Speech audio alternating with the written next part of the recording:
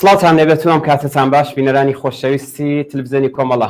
هیوادارم کە لە هەر شوێکەن ساق و سڵامەت بن با بەرنامەی ڕاستەوخۆوە دووبارە هاتوومەتەوە خزمەتان. بابەتی بەرنامەی ڕاستەوخۆی ئەو شۆمان لەسەر دیاریکردنی سەرۆک کۆماری لە ئێران و دەرەنجامەکانیەتی. هەروەکو هەمووتان ئاگادارن ڕژیمی جمهوری ئیسلامی ڕۆژی هەینی 15 پوشپەر لە خولی دووەمی شانۆی هەڵبژاردنەکەیدا یەکێک لە بێڕەونەقترین بەناو هەڵبژاردننی لە ژیانی 25 ساڵەی سیاسی خۆیدا بەڕێوەبرد. لەم پرۆسەیەدا بە پێی ئەنجامە فەرمی ڕاگەیەندراوەکان مەسعود پزیشکیان وەک جێنشینی ڕئیسی و سەرۆک کۆماری داهاتووی ئێران دیاری کراوە. هەڵبژاردننی پێشوەختەی سەرۆک کۆماری بە سەرکەوتنی مەسعود پزیشکیان کۆتایی هات. تەنانەت بە پێی ئاماری وەزارەتی ناوخۆی کۆماری ئیسلامیش زیاتر لە نیوەی ئەوانەی مافی دەنگدانیان هەیە بەشداری ئەم هەڵبژاردنیان نەکردووە. ئەم بەشداری نەکردنە بەربڵاوە هاوتەری بە لەگەڵ دابەزینی نزولی بەشداری خەڵک لە هەڵبژاردنەکاندا لە 1-2 ڕابردوودا کە لە دۆخێکە لە دروشمی بەناوبانگی ئیسلاح تەڵەب و ئوسوولگەرا ئیترتەوە بوو ماجرا دەرکەوتووە. ئێمە لەسەر بابەتی ئەو شۆمان ئەم پرسیارانە دێنینە گۆڕەکە ئەوڵەن بۆچی ژنان ناتوانی خۆیان کاندید بکەن، پەیوەندی ژنان و حکوومەت دوای ئەم بەناو هەڵبژاردنەدا چی دەبێت، ئەسڵەن بۆچی پزیشکیان دیاری کرد یا بایکۆتی 60% خەڵک و نیگەرانیەکانی حکوومەت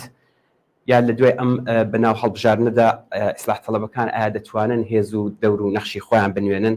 دواتر دێنە سەر بەرچاوبوونی ژنان و لاوان و نەتەوەکان لەم بایکۆتە و چۆنیەتی شکڵگرتنی وشیاری ڕێکخرا و ڕێبەریش و چەند پرسیارێکی تر کە لەگەڵ میوانانی بەڕێزمان ئەم شەو دانهێنینە گۆڕێ. میوانانی بەڕێزی ئەو شەویشمان بێتین لە بەڕێزان هاوڕێ ئامینە کاکە باوە پارلەمانتاری پێشووی وڵاتی سوێت و هەرسوڕاوی سیاسی و بەڕێز ئەحمەد ئەسکەندەری لێکۆڵەری سیاسی. زۆر بەخێر بێن هەردوو بەڕێز بۆ بەرنامەی ڕاستەوخۆی تلڤیزیۆنی کۆمەڵە. زۆر بەخێر بێن. زۆر سپاس. زۆر بەخێر بن. پێشەوەی کە بچینە سەر پرسیارەکان هەر لێرەشەوە بە بینەرانی ئازیز بڵێن کە ئێوەش دەتوانن لە ڕێگەی ئەم ژمارە تەلەفۆنی کە لەسەر شاشەی تەلەڤیزیۆنەکەتاندا هەیە لە ڕێگەی واتساپەوە دەتوانن نامە بنێرن ڕابۆچوونەکانتان باس بکەن. ئەگەر پرسیارێکیش بێ ئێمەش لێرە لەگەڵ میوانانی ئازیز دەیخینە بەر باس و لێکۆڵینەوە. سەرەتا بە ئیجازەی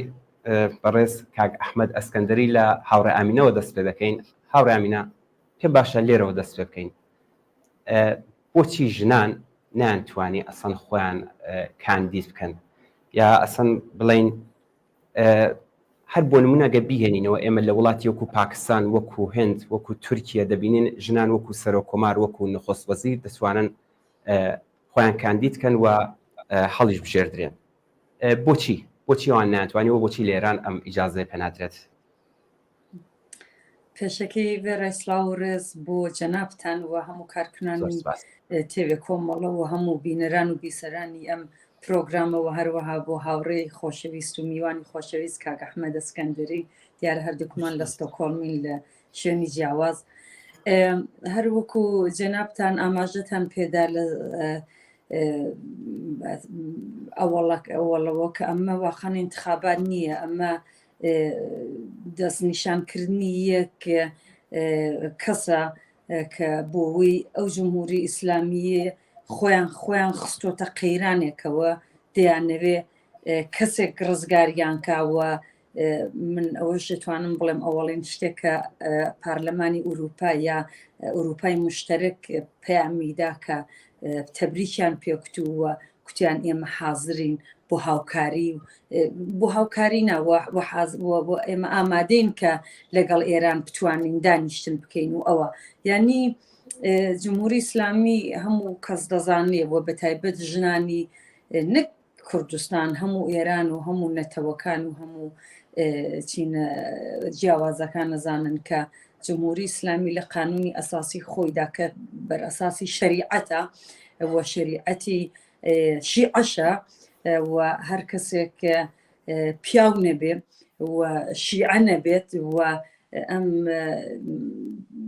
شیعەی 12 ئیمامیە هیچ جعفەری قبول نەبێ خۆ ناتوانێ ببێت کاندید ببێ یعنی لە قانونی ئەساسی جمهوری ئیسلامیدا کە قانونی ئێرانیشە و ئەوە سەبت کردراوە و هەر بۆیە ژن حەقی نییە و بە بڕوای من ژنیش کە خۆیان ئەزانن کە جمهوری ئیسلامی کە ئەو ڕژیمی ئاپارتایەتی جنسیە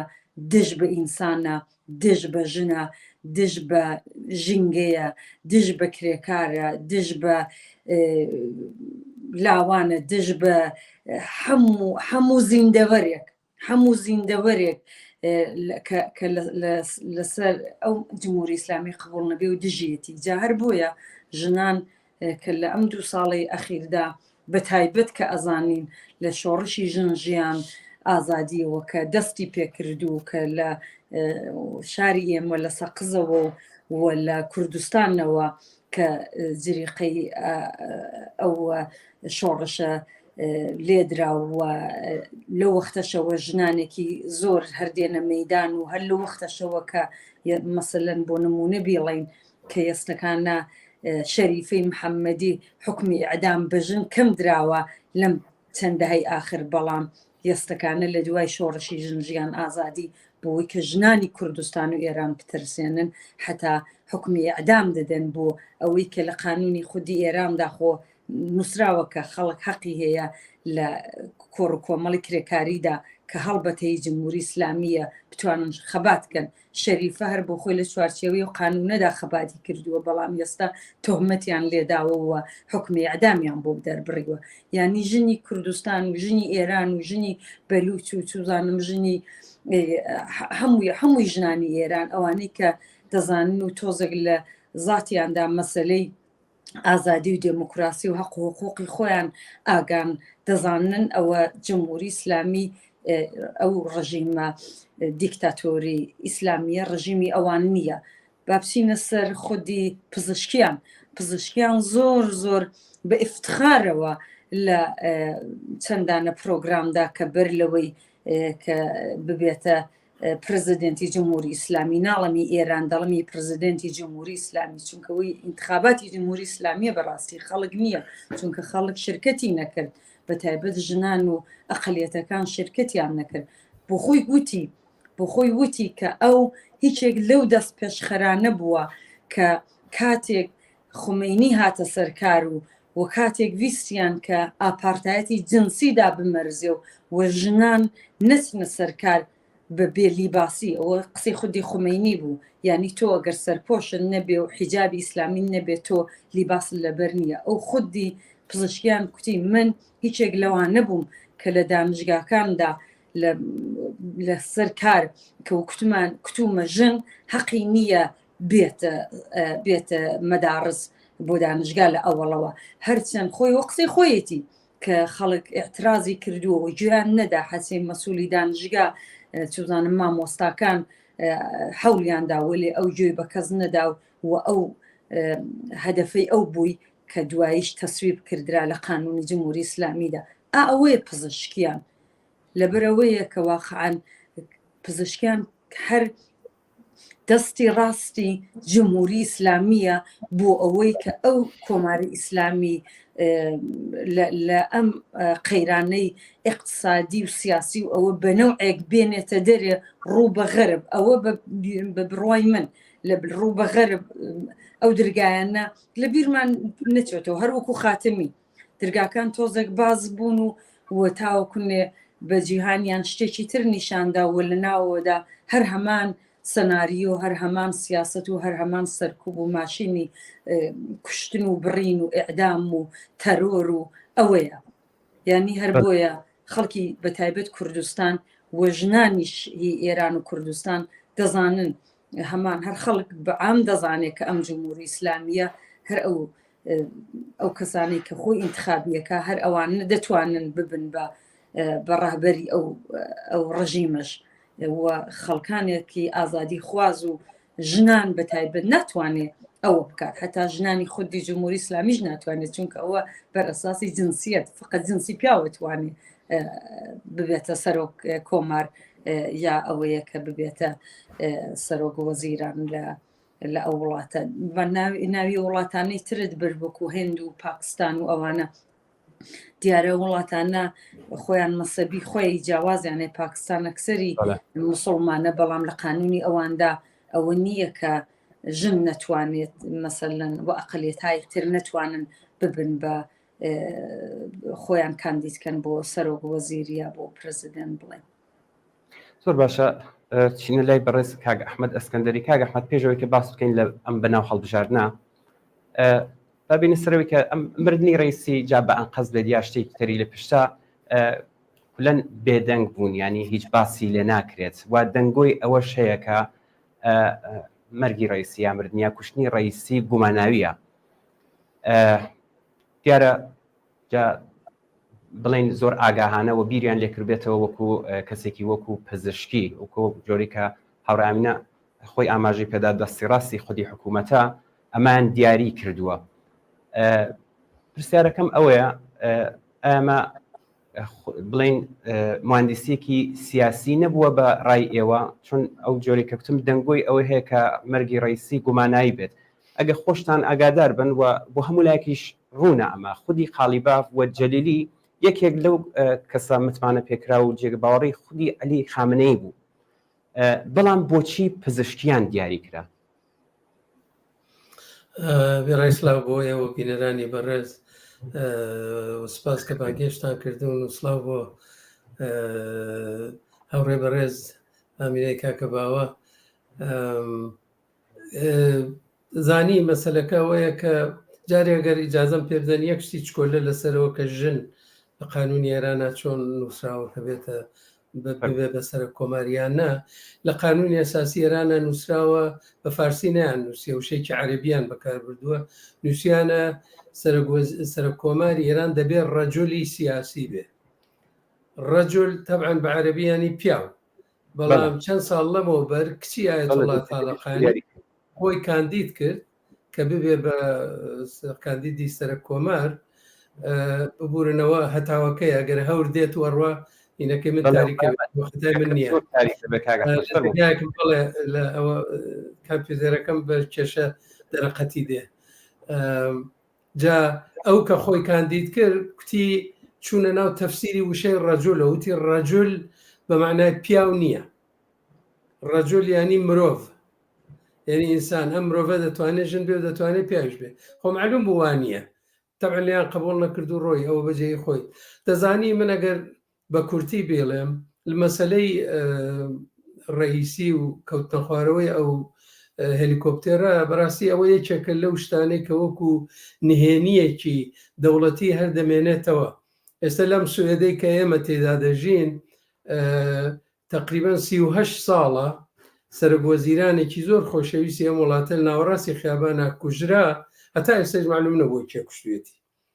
1001 کۆمیسیۆنیان دانا و چوون بە شوێنی و نازانن بە کوژەکە کێیە و نازانن هۆکاری کوشتنەکەی چی بووە. و نمونە زۆرە باوەختی بەرنامەکە نەگرم لە دەرەوەی سوێدیش، بۆیە ئەمە یەکێ لەو نهێنیە گەورانەیە کە ڕەنگە ئێمە دوای ڕوخانی کۆماری ئیسلامی ئێران کە هیوادارم دوور نەبێ لێمان معلوم بێکە و هەلیکۆپتەرە بۆ کەوتووە خوارەوە. ئەوە بەجێی خۆی. بەڵام یەکش زۆر گرنگە کاگەمیرەوی ژەوەیە کە لە دوای شۆڕشی ژیناوە بزوتنەوەی ژنجیان ئازادی ئێران کە بەو شێوە دڕندانە و خوێناویە سەرکوتی کرد، ئێران بۆ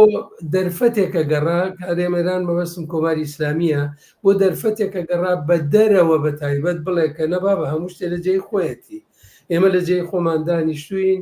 هەموو شتێ بە جێی خۆیەتی، خەڵکمان لەگەڵە بەڵێ جەماعەتێکیش ناڕازین. ئەوان پێشبینیان تەبعەن نەکرد بوو ئەگەر لە هین بێنێ دەرەوە لەوەی کە تەوتئە بێنێ دەرەوە لە باشوور پێی دەڵێن موامەرە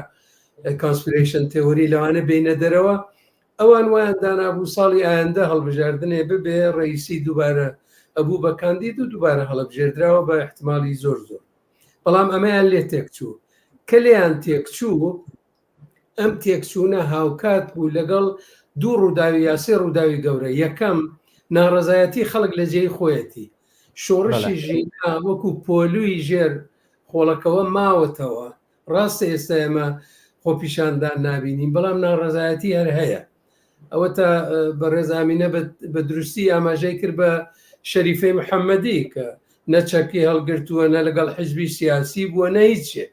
تحملی ژنێک ناکەن کە لە ڕێکخراوێکی کرێکاریە بووە کە ئەلەنی بووە ئاشکرا بووە خۆ بەنیێنی چی نەکردووە قابلە ئەمجار وەکێڵیشی نییە هیچیشی نییە ئەمە هەرەوە نییە کە ئەوان مخالفەتیان کردبێت لەگەڵ بزوتنەوەی هەڵسوراوێکی بزوتنەوەی کرێکاری بەڵکو دەترسن شەریفەی محەممەدی بە ڕێگایەک زەهرا محەممەدی بە ڕێگایەک نازانم ئەوانی تر بە ڕێگای هەر کەسێت چ لە کوردستان چ لە دەروی کوردستان خۆزارە کوردیش نییە ئەمانە هەر کامێکیان ئەگەر ئەمە نیشانەیە کە لەوە کە بزوتنەوەیکی ناڕزایەتی لە ناو خەڵکە هەیە جا کە ڕئیسی نەما وە کە دەرفەتێک کراوە بۆ سەرە کۆمارێکی تربێنن بەپەلە ژووری بیرکردنەوەی جمهوری ئیسلامی دانیشتن کەوت لە بیرکردنەوە چی بکەین ئەوان ئەوی کە لە ئێران پێی دەڵێن مدیریەتی بحران دەڵێ ئەم بحرانە دەبێت مدیریەتی بکەین چ بکەین چێ بێرین دەبێت لە 50 ڕۆژە سەرە کۆمارێدا بنین دەی چێ بێت ئەوەندە نزیکەی 100 کەس خۆیان یا زیاتر لە 100 کەس خۆیان ناونووس کرد و ئیتر بەپەلە پاڵاوتیان و پزیشکیانیان تێکەڵ کرد لەگەڵ چەند ئوسولگرایەک کەوان هەمویان ئوسولگرابوون هەر لە ڕۆژی ئەوەڵشۆ معلوم بوو 1 نەفەرە لە بەرامبەر 5 نەفەرە بەڵام ئەم 1 نەفەرە خۆی بەخۆی نەوتووە ڕێفۆرمیستم ئیسلاح تەڵەبە و هیچ بەرنامەیەکی ئیسلاح تەڵەبیشی نەبووە بۆ لە ڕۆژی ئەوڵی شۆ معلوم بووە خامنەی ئەمەی بە کەسێکی باش زانیوە بۆ دەستگاکەی نمونەی ئەوەیە لە دوایین هەڵبژاردننی پارلەمانیە سەلاحیەتی زیانیان ڕەت کردەوە دوایی کە دیدارێکی مەجلیسی خۆبرەکان بوو لەگەڵ خامنەیە خامنەیەتی ئەرێ و کابراتانە بۆ ڕەت کردەوە هۆکارەکەی چی بوو بۆچی سەلاحیەتەکەتان ڕەت کردەوە و دوایە کە وتیان بەڵێەوە هەڵە بووە و نازام ئێمە نەما کردەوچێ و پزیشکیان ئەو نەخۆشحاڵ بوو لە قسەی خامنەیە کە لە تەلەڤیزیۆنە گێڕایەوە کە گێڕایشەوە دوای وتیان نەخەیروانە بووتی بەڵێ وا بووە چونە گەروان نەبووایە لە بەیتی ڕەهبەری و خێراشتەکان بە درۆ دەخستەوە ئەوە کە بە درۆیان نەخستەوە هیچیان نەگوت معناوە بۆ وا بووە جا ئێمە لەناو ئەو سیستەمەدا هەین چی ئەکات بۆ چیەکە ئەوە لایەنی هەڵبژاردن لایەن ناڕزایەتی خەڵک ئەوە لایەنی مردنی ڕێسەرە کۆمارێک ئەمجار باری ئابووری خەڵک ئێوەی شەزان لە بەرنامەکانتانە باس کردووە زۆر خراپە یعنی خەڵک ئێستا بەڕاستی نەک خەڵکی فەقیر وەژاری خوارەوە خەڵکی چینە مام ناوەندیەکانیش ئەوانیش وەزیان خراپە ئەوە لەباری ناوچەی و جەهانیشەوە شەڕی غەزە کاری کردووە لە سەربار و دۆخی ئێران شەڕی ئوکراین کاری کردووە لە بەرامبەر ئەمریکایشە ئەوەی کێبێ لە جێتی بایدەن بێ بە سەرۆک کۆماربوونی ترامپ چی بێ و چۆنەبێ هەموو ئەمانە وای کردبوو کە ئێران پێویستی بە سەرۆک کۆمارێ بوو کە یەکەم بە تەواوی گوێڕایەڵی خامنەیی بێ دووهەم نەکەونە ناو کێشە ناوخۆیەکانی نازام چێ ڕێفۆرمخوازە چێویترە سێهەم ڕوو بە دەرەوەیشەوە ئاڕایشگەرێکی وەکو جەوازی زەریفیان ببێ کە جارجار بێ وەکو چۆن جاران ئەگەرە شوویتە تەلەڤیزیۆن دەیان بدی مەکیاژیان نەکردی تر تۆزە دموچاویان ڕێک و پێکە کردی و ئەوانە وەزیفەی جەوادی زەریف ئەوە بوو لەم هەڵمەتی هەڵبژاردنە بێ ڕواڵەتێک بدا بەدەستەوە کە گوایە پزیشکیان هاتووە بۆ ڕزگارکردنی ئێران ئازادی بێنێ نازانم بارودۆخی ژنان باش بێ باری ئابووری باش بێ لەگەڵ دنیا وەزعی باش بێ و چی وانە جاگەر دوایی وەخت بووە چینە سەری ئالەم بارودۆخایەکە هەم بۆ ڕاکێشانی دەنگی زۆر و هەم بۆ پەیامێ بۆ ناویشەوە بۆ دەرەوە نانای شەڵا باشەوە وەستانی ئابوورتە هەرەگەر پزیشکیان بێ تر خەڵک نان لەسەر سفرەکەیان هەیە وەگە پزیشکیان بێ ئازادی هەیە و ئەوانیت زۆر باشە هاوڕامینە هەروە لە قسەکانی بەرز کاک ئەحمەدیشدا هەبوو دیارە باس کرا بۆچی پزیشکیان دیاری کراوە هەرو جۆری کە خۆشی بە درستی ئاماژەی پێدا وەک جۆرێک مەسا ئارایشێک نیشاندن یا بە جۆرێک بڵێن چاکسازیەک لە ڕێدا هەیە من پێم باشە پرسیارەکەم ئەوە لە بەڕێستام کەم پێتان وایە پەیوەندی ژنان بڵێن حکوومەت دوای ئەم بەناو هەڵبژاردنە چۆن دەبێت هەرچەند خۆ بەخۆی دانی بەسەرەوە دانەنا ئێستاش نەیکوت کە من دەتوانم حجابی زۆرم لێ لابم یا ئەسەن سزای ئیعدام لا بردرێ ئەمانە لە دەسەڵاتی ئەو دانیوە هەمومان ئاگادارین کە ئەمە بە دەستوری خودی عەلی خامنەی ڕێبەری کۆماری ئیسلامی ئەمانە دەرکراوە دەتوانێت هیچ کاریگەریەکی بێ لەسەرمانە نا پێم وانە چونکە هەم موسەوی هەم خامنەی ئەوان هەر هاتن خۆیان دەشیان کوت بەعزە ڕەفۆرمێکە دەین بە ئێران وەکو بەڕێز کاک ئەحمەد ئاماژەی پێدا ئەم حاضر نەبووە حتا باسی هیچ ڕەفۆرمێکە بۆ حتا لە پرۆگرامێکی تێوەشدا کە قسەیان لە تەکا کرد من بۆ گوێی خۆم گوێم لێ بوو دەیکوت ئیعدام مشکل نییە فقط ئەوەیە کە ئەو کەسانی ئیعدامەکردن جێگەی قەبرەکانیان نیشانە بکرێ بۆ خانەوادەکانیان چا ئەو بەربەڕیە چا ئەو نوع فاشیستیە کە لە کەسێکی دکتۆری بەخەیاڵ قەلبە بەخەیاڵ کەسێکە کە بۆ خۆی نازانم جزئی ئەقەلیەتێکی ترە کە تورکە و تاوی ئەمانە سەرڕای تاوی ئەمانە ینی ئەم کەسە واقعاً بە تاومەعنا ئایدۆلۆژیک لەگەڵ جمهوری ئیسلامیە و لەگەڵ خامنەی لەگەڵ خومینی ئەوەڵ و دوایش دەستکردی خامنەیە هەر دەستی دەبێتە دەستی ڕاستی ئەویش بۆ حجاب لابردن بۆ خۆی وتی کە ئەو هیچێک لە سەردەمدارانی ئەوەڵ نەفەری ئەو بووە لە دانیشگاکان و لە سەرکار و بۆ محەسلان و بۆ ئەوانەی کە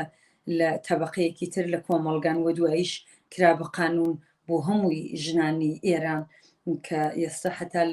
دێن بۆ وەرزشیش لە وەرزشەوە لە هەرچی جێگەیەکە دەبێ ئەم لەچکە بەسەردادێن و دەزانین کە ژینا مەحسە ئەمینی دەیان و سەدان و هەزاران ژن ڕۆژانە ئەوە دەبینین کە لە تۆڕی سوسیال مێدیاکان کە بۆ خۆیان دەیخەنە سەر کاناڵەکان کە ژنێک لەچکەکەی بەسەردانادا یا ئەوەیە کە سەرپێچیەکە لە قانونە جمهوری ئیسلامیە دێنن بەو شێوەی دڕندانە دەیگرن و دەیخەنە ناو ئۆتۆبوسەوە و لێدن و لەوێ دەڵێن قژت دەرمەخە بەڵام قژی لە دەستی هاڵێن و گیانی ئەو ژنە دەگرن و بە زۆر ئەیکێشن تۆ بزانە و جمهوری ئیسلامیە ئەم پزیشکیان کە سەردەمداری خۆی ئەو سیستمەیە ئەو قانونەیە جا هەر بۆیە من هیچ خوشببینیەکم نییە و پێشم وان نییە هیچ ژنێکی ئێران و کوردستان ئەو خۆشببینیی بێ کە ئایا لە ڕەفۆرمێک کە خۆشی باسی نەکردووە کە بتوانێت سەردەمداری بێ یا ئەوەیە کە ئیعدام لا بچێ ئەو بۆ خۆی دەڵێ ئیعدام بکە بەڵام قەبرەکەی دیاری بکە تۆ بزانە ئەو ئینسانە من هەر تعجبم کرد کە لە ئێران حتا ئەو 16 ملیۆنەش کە دەنگیان پێداوە بە ئەندازەی جەمعێتی تاران لە ئەوەڵین دەورەدا دەنگی هێنا پێم وابێ هەر ئەوەندەشەوە بۆ هینی خۆی جمهوری ئیسلامی یا دیارە خەڵک ئەوەندە دەزانێت کە ئەم ئینسانش واقعاً هەر ریشێکە لە ئەو سیستمە دەیەوێت ئیدامە بدات و تەنها و تەنها ئەوەیە کە قبوڵیان کردوە زووتریش کە ئاماژەمان پێدا کە ئەو سیستمە ڕزگارکە لە لەحاظی اقتصادی و لە لەحاظ سیاسی و لە لەحاظی منتەقیەوە لە زۆر لەحاظەوە داخلیە و لە بحراندایە احتمالی دڵی تورکی ناسیۆنالیستی شەیە کە تورکەمەن و ئەوانە بڵێنەوە بزانە ئەوە دانەیەک لە ئێوەشمان دەکرۆ بەسەر و کۆمار بۆی کە تۆزێک دڵی بەعزە کەسانێک و چوزانم بازرگاهای ئەوانەی کە بازرگانن کە ئەن وەزعی ئەکسەرەتی خەڵکی ئێران خراپ بوو بە لەحاظ اقتصادیەوە یعنی ئەوەی چاو خۆڵ لە چاوی خەڵکەکەن بەڕاستی و خەڵک دەزانێ و هەر ئەوەی کە دەوری ئەوەڵ نەیهێناوە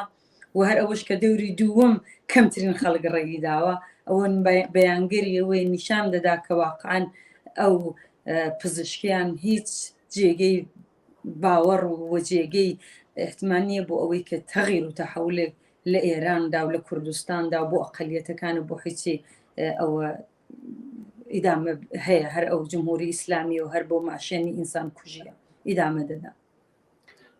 زۆر باشە بەڕێز کاک ئەحمەد ئەبینە سەر ئەو ئامارانی کە خودی هاوڕێمینەش ئاماژەی پێدا ئەگە هەر بەو ئامارانی کە خودی کۆماری ئیسلامی دەرەکردوانی پشت بەستین بۆ ئاماران کە زۆر ناواقعین و جێگەی باوەڕیش نین هەموو لایەک دەزانن دیارە 60% ئەم خەڵکە دەنگیان نەدا و ئەم بەناو هەڵبژاردنیان بایکۆت کردووە. دیارە خودی کۆماری ئیسلامیش لەمە نیگەران بووە بەڵام یەک دەنگۆ هەیە هەڵبەت من لە شوێنێکی شخنمەوە لە تۆڕە کۆمەڵایەتیەکان ئەگەر ئێمە بەراوەردی بکەین ئەم دەنگدانە یا ئەو ئامارە لەگەڵ خودی ڕئیسی کە ئەو کات خۆی هەڵبژار بوو بۆ سەرۆک کۆماری حتا خودی پزیشکیان بەو ڕاددەی ڕئیسیش ینی دەنگی نەهێنابووە. بەڕێستان لەسەر ئەمە ئەگەر زانیاریتان هەیە هەم بێمە هەم بە میێرانیشی بڵێن و دواتر پێشمان بڵێن ئەم 60% خەڵکە کە دەنگیان نەداوە دواتر لە دەوری دووەمدا خۆیان کردیانە 50 دیارە زۆر ناواقعیە چەندە ئەم حکوومەتەی نیگەران کردووە. زانی ئێمە لەگەڵ جمهوری ئیسلامی کێشەیەکی گەورەمان هەیە ئەویژەوەیە کە ئێمە بەڕاستی وەزارەتی دەرەوە بەخۆیانە سندوقەکانی دەنگ بەخۆیانە نازرانی سەر سندوق بەخۆیانە پۆلیس نیروی انتزامی هەمووی خۆیانە یعنی ئێمە لە کەسێک داوا دەکەین کە خۆی هەموو شتێک کۆنتترۆلەکە ئەرێ تۆ وەگە وایە دوکاندارە سندوقەکەی سپاردووە بە کەسێ باشە هیچ حساب و کتابێکی ژنیە دوای ئێوارە دێتەوە دەڵێرە چەندێشت فرۆشراوە چەندێت بووە بە ئیمانی خۆی و کەسێ وەلای خۆمە وەک لای خۆمانەڵێ چەندێکی فرۆشوە چەرێکی نەفرۆشیوە ینی ئێمە مشکلمان ئەوەیە کە جار نازانین ئەمڕۆ هەڵبژاردنە لە فەڕەنسا هەڵبژاردنێکی زۆریش گرنگە کە دواترەگە وەخت بۆ ڕەنگە تۆزێ قسە لێ بکەین ئەم هەڵبژاردنەی فەڕەنسا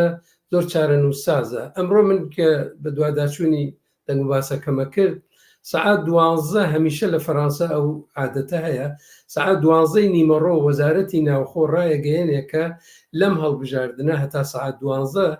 چەند دەرسەدی خەڵک چەند لە سەدا دەنگیان داوە لە چاو ساڵەکانی تر و لە چاو دەوری یەکەم و ئەوانەی تر ئەمڕۆ ڕایان گەیانەوە وەک نمونای گەڕمەوە کە سعات 12 ئەمڕۆ دەرکەوت لە 42 ساڵی ڕابردووە 43 ساڵی ڕابردووە ئەوەندە خەڵک بەشداریان لە دەنگانە کردووە پێشنی وەڕۆ یعنی لە سعات 8 بەیانیەوە تا 12 نیمەڕۆ وردە وردە ئێوارەیشەکە ڕۆین بەرەو ئێوارە ئەگەین تا هەشتی ئێوارە قەتیش درێژی ناکرێتەوە ئەم قانون ئەمە کە ئێرانەڵێ وەڵاو خەڵک زۆرە ئەوە درێژمان کردووە نیم سعاتی تر دوایڵێ نەخێر خەڵکەکە هێزگار زۆرە نیم سعات کەمە بیکەن بە سعات ئەمە درۆیە ئەوە معلومە لەبەرەوە لە وڵاتانی دموکراتیک هیچ وەخت هین ناکرێت هیچ وەخت ئەم درێژکردنەوە نییە جا ئێمە ئەتوانین باوەڕکەین بەو ئامارانە بەڵام ئێران ئەو مشکلەمان هەیە یان بە تەواویە بێ بڵێن بامارەکان دەستکردە هی خۆیانە یان بە پێی ئستناد بە خۆشیان نەتوانین بازە شتێکی لێ دەرهاویژین کە من لایەنگری دووەمەکەم ئەویشتیە بۆ نمونە ئەو ساڵەی کە ئەحمەدی نژادیان هین کرد ئەحمەدی نژاد دەنگیاندا ئەو هەموو خەڵکە بەشداریان کردبوو لە ڕقی ئەحمەدی نژاد دەنگیان بە موسەویدا بوو کەچی ئێجگار زوو نەتیجەکەیان ڕاگەیان ئێزگار پەلەپەلێکی سەیریان کرد لە ڕاگەیان دەکە یعنی بە تەواوی معلوم بوو کەوان بڕیاریان داوە خێرا بێڵێن نەکا شتێک لێرە پێش بێت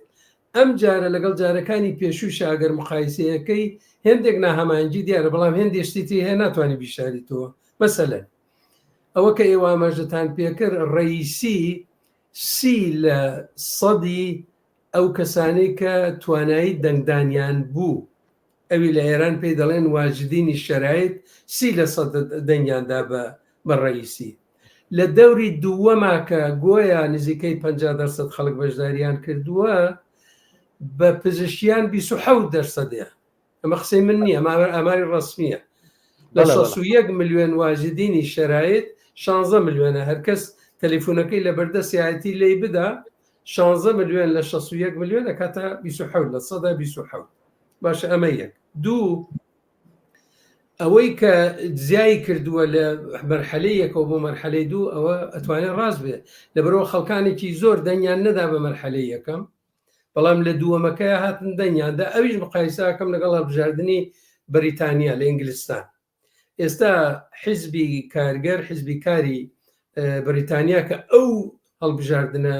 بەو جیاوازیە زۆرەوە بەرەندە بوو بردیەوە زۆربەی هەرە زۆری لێکۆڵەران و توێژەران لە لە ئینگلیستان وتیان بابە ئەمە دەنگی ناڕەزایەتی بوو بە حزبی کۆنسەرواتیڤ هەتا لایەنگری لە حزبی کارگەر باشە لێرەش خەڵک لە مەرحەلەی دووەمە جەماعەتێک بۆیان دەرکەوە وەڵا ئەوەی ئەمە پێمان وایە ئەو تەسەوریان دروست کرد کەسانی وەکو ئەو کەسانی کەیتر ناوبانیانەیە لە ئێران لەلایەنی ئیسلاح تەڵەب و کە زۆریش ڕەخناگرن وتیان وەڵا ئەوەی ئەلعان بینە هەڵبژاردنە بینی ڕێفۆرمیستێک و کۆنسەرواتیڤێ دەی لە ڕقی کۆنسەرواتیڤەکە کە جەلیلی بێ ئوسولگەرە چون دەنگیاندا بە پزیشکیان باشە بەشێکی ئەمەیە کە ئەو دەنگە دراوە بەڵام سەر ڕای هەموو ئەوانەی ژەگەر حسابی بکەی وەک عەرزم کردیە کاتە 127 دەنگیان داوە بەڵام یەک شتی هەیە ئەمەش قبولمان بێ قبولمان نەبێ ئەو زیرەکیەیە ئەو ژووری بیرکردنەوە کە عەرزم کردی ڕۆژێ وەڵدایاننا کوتیان ئێمە چی بکەین ئەو قوربەسەریە نەبێ کە لە هەڵبژاردننی دوایین هەڵبژاردننی پارلەمانە بوو یان ئەوەی کە دوایین هەڵبژاردننی ڕئیسی خەڵک کێشین بۆ سەر سندوقی دەنگدان باشترین کارەوەیە کەسێ بێنین کە خاتەمی تەییدی بکە جەوادی زەریف تەییدی کە ژمارەیەک لە ڕۆژنامەنووس و نووسەر و چالاکی ڕێفۆرمیستەکان بێن و تەییدی بکەن تەمانەت جەماعەتێکیش لە دەرەوە تەییدیان کردووە ڕەنگە بەلاتانەوە سیر بێ خانمێکەیە بە ناوی ئیلاهەی هێک ئەمە زۆر لە مێژە لایەنگری ڕێفۆرمیستەکان بووە لە ئەمریکا ساڵهای ساڵیشە لە ئەمریکاژی ئەگە هەڵم نەکردوێ هاوسەرەکەی ئەمریکاییە بەلای ناخێریەوە چالاکی مافی مرۆڤە و لە چەندین کۆنفرانسە ساڵێکیان هاتوو بۆ ئێرە من لێرە بینیم بەشداری کردووە باشە کەچی ئەمە چوو دوێن جمعی ڕابردوو پێرێ دەنگی داوە ئەویش تو تمەشای ئەوە بکە لە ئەمریکا و لە ناو ئەو وەزعەدا تۆ بچی دەنگ بدەی ئەویش گۆیە لەبەر خاتری ئەوە کە ئەگەر پزیشکیان هەڵبژێردرێ باشترەکەی چییە لەکوایە ئەگەر پێمان وا بێ هەر هیچ ناگۆڕێنەوە نییە بەڵام مەزانی مەزوعەکە ئەبێ لە دوو زاویۆ چاوی لێ بکەین زاویەکیان ئەوەیە کەسێک دێ ئەبێ بە سەرک کۆمار کە توانایی ئەوەی هەیە دەسەڵاتی هەیە شت بگۆڕێ بەڵێ باشە لایەنێکی تری ئەوەیە سیستمێکی تۆتالیتەر و دیکتاتۆری وەکو ئێران هەیە کە ئەم سیستەمە جاری وایە کەڵک وەرەگرێ لە دەرفەتێکی کە کەوتەتە ناو قەیرانێکی گەورە بۆ پێکێنانی ئاڵوگۆڕێک کەسێکیش دانێ لە دەرەوە وا دیارەکەوێت کە ئەو کەسە بووە بە هۆکاری ئاڵوگۆڕەکە بەڵام لە ڕاستیە ئەوە سیستمە لەبەرەوە بە بنبەست گەیشتە و ناچارە هێندێ ئاڵوگۆڕ پێکبێنێ بۆیە ئەو ئاڵوگۆڕانە پێکێنێ من ئەوەیە بینم یەک شتم لە بیر چوو ببوورە ئەمڕۆ ئامارێکم دیەوە جێگای سەرنجە دەڵێ تورکەکان لە ئێران ئازەریەکان بەشی زۆری دەنگەکان ئەوان داویانە ئەوان دەنگیان داوە بە پزیشکیان چون ئازربایجانی شەرقی ئازربایجانی غەربی هەڵبەتەوە کوردوازەری تێکەڵە لە زەنجان و لە ئەوستانی ئەردەبیل و لەوانە دەنگێکی ئێجگار زۆر ینی وانە 100,000 و 200,000 چەندین بەرابەر دەنگیان داوە بە پزیشکیان هەتا باجێلیدی ئەوەی سەرنجە حتمما دێنە سەرم باسە ئاماژە بە شتێکی زۆر گرنگدا کە دیارە هەرو جۆرێک خۆشتان باستان کرد دەنگە زۆرەکان لەلایەن تورکەکانەوە بوو حتمما من لەم بابەتەوە حتمما پرسیارێکم هەیە هاوڕامینە لە شاری سەقزەوە ناهید پرسیارێکی ناردووە وێڕای سڵاو و ماندوونەبوونی لە هەردوو بەڕێستان و لە هاوڕیانی بەشی تلڤیزیۆنی کۆمەڵە وسێتی ئەگەر دەکرێت هاوڕامینە بەپێی ئەو تەجروبەی کە بۆ خۆی لە سوئێت پارلەمانتار بووە و تەجروبەی هەیە ئەگەر دەکرێت مقایسە و بەراوەردی انتخابات لە وڵاتێکی دموکراتیکی وەک سوئێد و دیکتاتۆری ئیسلامی ئێرانمان بکات زۆر سپاس و ڕێز بۆ جەنابیان و بۆ پرسیارە جوانەکەشیان دیارە کە تۆ بینی دوو سیستم مقایسەکەی زۆر وەخت دەبا بەڵام دەمەوێت فقط زۆر کورت بڵم لە وڵاتێکی وەکو سوئێد کە وڵاتێکی دموکراتیکە و قانونی ئەساسیەکەی دموکراتیکە و بەر ئەساسی ئەوەش دانراوە کە سیاسەتمەدار خۆی نایە خۆی هەڵبژێرێ خەڵک هەڵیانە بژێرن لە ئێران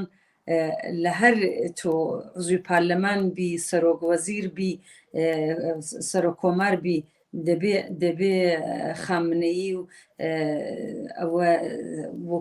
وەکو بەرپرسی گەورەی ڕۆحانیەت ئەو دەبێت تەئیدکە یعنی ئەوە لە خۆیدا دیکتاتۆریەتێکی تەواو معنیە، یعنی پێڵەن لە تەرمینۆلۆژی زبانەکانیدا توتالیتاریسم، یعنی ئەوە ناتوانانی ئەو مقایسە بکردرێەوە. دوای ئەوەش خودی کاندیداتور لێرە ئاوایە، مەسەلەن ئەگەر تۆ منێک دەمویست ئەو 3 دەورە و نی و من نزیکی 15 ساڵ عزوی پارلەمان بووم، خۆم کاندید ناکەم، کاندیدت دەکەن لە حیزبەکە تا لە ڕێکخراوەکانە کاندیدت دەکەن. بەڵام لە ئێران دیارە خۆت ناو دەنووسی، بەڵام لەوێژدا لە خامنەیی و ئەو سوزان کومیتەهایی کە ئەو دایناوە بۆی کێ چێ دەتوانێت ببێت بە عزوی پارلەمانیش هەتا ئەوە یا بۆ سەرۆک کۆمار، ئەوانن تەعینیەکەن، نەک ئەو کەسانە شاید زۆر کەس پێخۆش بێ بەربێ دەبن بە عزوی پارلەمانیە لە هەتا لە ئێرانیش. بەڵام خۆ بە پێخۆشبوونی خۆی نێونە کچەکەی تاڵخانی خۆی ئەو تەبسەری بە عەرەبی هێناوە تەرجمە کردوێتەوە، کتوێتی نەبابە من بۆ ئینسانیەتە بۆ جنسیەت نییە، بەڵام کوتیان نەبابە تۆ چکارەی وا نووسراوە. یعنی ئینسان نەتوانێت پێ بکەنێ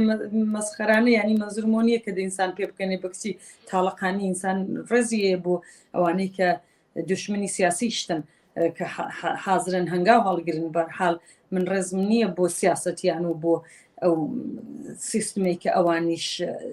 هەیان بۆ، بەڵام بەسم ئەوەیە کە واقعیەتە کە ئێران 100 ساڵی کەش ئاو ڕژیمە ببێت ئاوا بێ ئەو سیستمی ئاوا بێت، ناتوانێت وەکو وڵاتێکی ئوروپایی کە سوسیالیستیش نین، فقط لیبرال دموکراسی هەیە لە وڵاتانە وەک ئەوەش ببێت کە تۆ ئینسانەکان خۆیان پێویستی خۆیان وە دواییش دیارەکە ئەتۆش لێرەش کە منتخەبی دەبێ زۆر کەمترین پێشنەهار و پرۆگرامی خۆتت هەیە، بەڵکی هی حیزبەکەتت هەیە،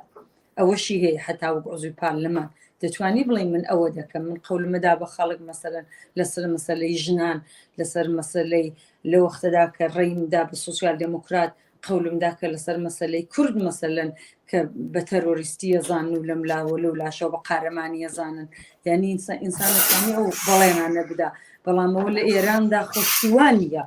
لەوەکانەدا بۆ تەعین کردراوە لە چوارچێوەیەکی زۆر زۆر زۆر زۆر کۆنسەرواتیڤی غێرە دموکراتیەکی دژ بە ئینسانیەت. یعنی من لە هەر وڵاتێکە ئیعدامی تێدایە، لە هەر وڵاتێکە شکنجەی تێدایە، لە هەر وڵاتێکە بیرروباوەڕی سیاسی میدیای ئازادی نییە، ئەوە وڵاتێکی دیکتاتۆرە و تۆ ناتوانانی هیچ ئینتزارێکی شت ببێت لە ئەو کەسانەی کە خۆیان انتخاب کردەوە ڕژیمی کۆماری ئیسلامی انتخابی کردن، مەسەلەن بڵێن پزیشکیە. جا بۆیە ئەو بەداخێکی زۆرەوە ئەو مقایسەیە زۆر زۆر سەختە بۆ من بیکەم، چونکە لە ئێران بووم، لە کوردستان بووم لەدایک، لەوێ شۆڕشم کردو و هاتمەتە وڵاتێک ئەسڵەن بینی ئەرز و ئاسمان فەرقە و جیاوازی هەیە بۆ ئەوەی کە تۆ هەتا کاری سیاسی کردنیش، هەتا ڕەوشی ئەوەی کە تۆ چۆن سیاست دەکەی، هەتا ئەو فەیلسۆفیەی کە دانراوە بۆ سیاست مەدارێک ئەرز و ئاسمان فەرقی هەیە لەگەڵی ئێران و زۆربەی وڵاتەکانی ڕۆژهەڵاتی ناوینیش هەتا دەتوانن بڵێن بەڕاستی. زۆر باشێمە پرسیارمان بۆ هاتووە، بەڵام حتمما لێرە بۆ بینەرازانی کە پرسیاریان نردووە من حتمما دەچمە سەر پرسیارەکانیان، بەڵام با من پێشتر لە بەڕێز کاگ ئەحمەد پرسیارێکی کەم هەیە لە خزمەت جەنابیدا. کاگ ئەحمەد، هەرو جۆری خۆشتان ئاگادارن ئێستا بڵین عەلی خامنەیی هەر لەوە ماوە و ئێستا نەمردووەوە، کێشەکان هەر دێن و قوڵتر دەبێتەوە و زیاتریش دەبێت. ئەو ئوسولگەراکانیش زۆر زۆر ناتەبان، ینی زۆر یەکگرتوونی دیارەوانیش بۆ خۆشیان کێشان هەیە لەگەڵ یەک وەت خۆشیان ئەم شکستیان بەدەمدا هێناوە کە هەر ئەو شەوە کە پزیشکیان ڕاگەاندرا کە بووە بە سەرۆک کۆمار خۆیان کتیشیان ینی بەدەم کتویانە دەمیان پێداناوە کە ئەو شکستەمان قبوڵەوە خۆشیان مقەسر کردووە حتا بەناوی شەناویانە. باشە بۆچی نایانتوانی کاندیدێکی یەکگرتوو معرفی بکەن یا کاندیدێکی یەکگرتویان هەبێت؟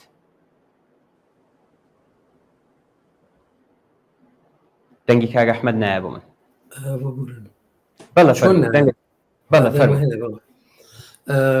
وەک عەرزم کردن پێشتریش ئەمان یعنی کۆماری ئیسلامیێران هەموو شتەکانی داڕشت بوو بە هاتنی ڕئیسی بۆ سەر کۆمار هەموو شتێ ئەو جۆرەکە پیان خۆشە بچێتە پێشەوە، بەڵام کە شۆڕشی ژینا ڕوویدا و دوایە وردە ناڕزایەتیەکان دەرکەوت و ئەو بارودۆخە سیاسیە لە ڕۆژهەڵاتی ناوەڕاست و لە دنیا هاتە پێشەوە و باری ئەقتصادی خەڵکیش ئاوا خراپ بووە، ئێمە وای لێکردن دەبێت بە دوای ڕێگایەکە بگەڕێن. بۆ ئەوەی بە دوای ڕێگایەکە بگەڕێن تۆ دەبێ بزانی کە مرکزی جۆرا و جۆر هەیە لە ئێرانە کە دەسەڵاتیان هەیە و ئەم دەسەڵاتانە هەر کەسێ داوای بەشەکە و بەشیشیان بووە، هەتا خامنەی مابێت و هەتا ئەو توانایی ئیدارەکردنی وڵاتی بوێ ئەم بەشانە هەمویان خۆیان وان نیشانەدەن کە گویا هاودەنگن. سەر ڕایەوەش هێشتا خامنەی گلەیی هەر هەیە لە قسەکانی ئەم ڕۆژیا کە کردی هەر داواکە لە پزیشکیان ئەڵێ تۆ ئەبێ ڕێچکەی ڕئیسی بگریتە پێشەوە، ئەڵێ ڕئیسی هات بۆ لای من ڕۆژێکیان زۆر گلەیی بوو لە شتێک لە کەسێک ناڵەکەی چۆن، بەڵام زۆر تووڕە بوو وتی من کاردانەوە مەوەی پێم وتم نەخێر کاردانەوەت نەبێ باشترە و ئەو دیانینا بە جەرگی خۆیە و قبوڵی کرد و نەبوو. ینی ئەمانە بەرژەوەندیان هەیە، بەرژەوەندیەکان جاری وایە لەسەر میلیارد تمەنیش نا، یعنی ئەمانە سەدان ملیۆن دۆلار دێت و ئەچێهێنەوەی بن، چونکو دەستیان ڕاگرتووە بەسەر سەرمایەیەکی ئێجگار گەورەی وڵاتێکی گەورەی وەکو ئێرانە. جا بۆیە هەر کەسێ لە فکری ئەوەدایە ئەگەر ڕۆژێ لە ڕۆژان خامنەی نەما بەشەکەی من چی لێ دێ،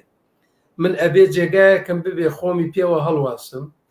و سوپای پاسداران ئەو هێزەیە کە لە پشت هەموو شتێک وەیە، لە پشت ئابووریەوەیە، لە پشت سیاسەتەوەیە، ئێوەش دەزانن سەفیرەکانی وڵاتانی هەموو ڕۆژهەڵاتی ناوەڕاست دامەزراندنیان خۆ بەدەست وەزارەتی خارجە نییە، بەدەست سوپای پاسدارانە، بەدەست نیروی قودسی سوپای پاسدارانە، ئەوانەمانە دیاریەکەن. ئەم کارانە کە ئەکرێ بەرژەوەندی دروستەکە و ئێوەش دەزانن لەم ساڵانە چەندین کەسی کە دزی گەورەی کردووە لە ئێران پەیدا بووە، تازەش نییە و هیچ وەخت کەسیشیان لەسەرەوە نەگرتووە، لە مەسئولانیان نەیان گرتوون. جا وەختێک کە دییان ناڕزایەتی خەڵک زۆرە و ئەو وەزع سیاسیە کە پێشتر عەرزم کردن هاتووەتە پێش، دەیویستیان چی بکەین چی نەکەین باشترە، با 4 نەفەر کاندید قبوڵکەین. من پێم وایە هەتا کاتەکانی ئاخریش تەسەوری ئەویان بوو کە جەلیلی یا قاڵیباف یەکێکیان بچێتە ئەولاوە،